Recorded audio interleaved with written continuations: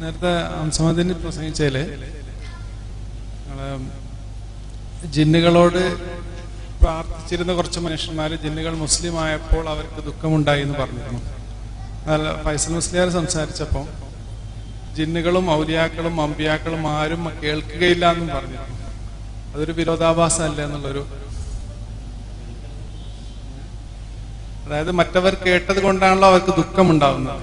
നേരെ മറിച്ച് കേൾക്കൂല എന്നുള്ള ആയത്തിൽ വിശദീകരിച്ചപ്പോ ഫൈസൽ മുസ്ലിയാർ പറഞ്ഞിരുന്നു ജിന്നായാലും ഔലിയായാലും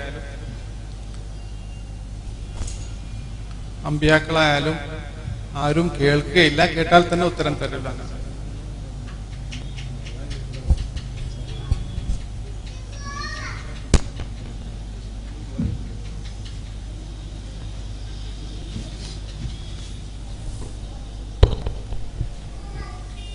രണ്ടാളും പറഞ്ഞത് രണ്ടല്ല.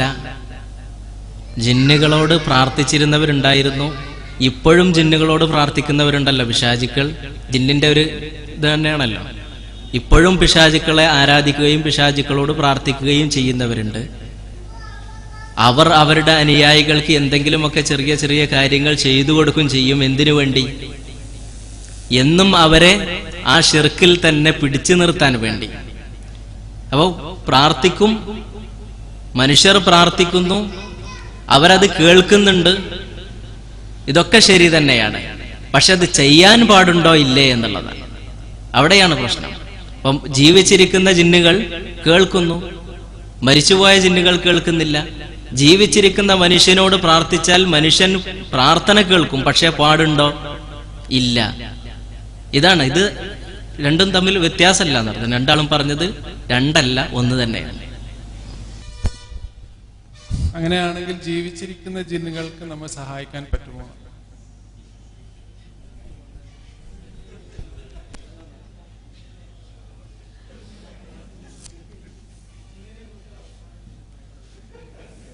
തവസ്സുലും ഇസ്തിആസയാണ്. ആകെ ജിന്നിലേക്ക് പോകേണ്ടതില്ല. ഏതായാലും ഖുർആനിൽ തന്നെ അള്ളാഹു പരലോകത്ത് ഒരുമിച്ച് കൂട്ടപ്പെടുന്ന സന്ദർഭത്തിൽ ജിന്നുകളും മനുഷ്യരും പറയുന്ന റബ്ബനസ്തംതഅ ബഅ്ളുനാ ബിബഅദ്, ഞങ്ങൾ പരസ്പരം അങ്ങോട്ടും ഇങ്ങോട്ടും ഉപകാരമെടുത്തു എന്ന് പറയുന്ന ഒരു രംഗം നാളെ പരലോകത്ത് ഒരുമിച്ച് കൂട്ടപ്പെടുന്ന ഒരു കാര്യത്തെ